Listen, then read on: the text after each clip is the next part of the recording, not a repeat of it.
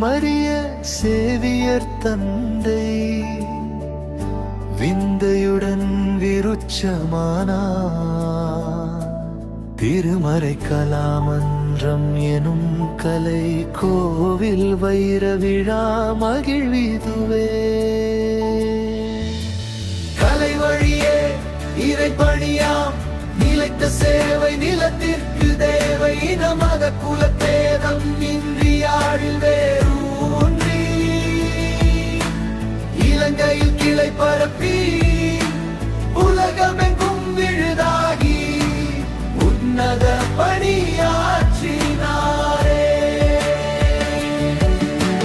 December 3 மன்ற தினம் இயக்குனர்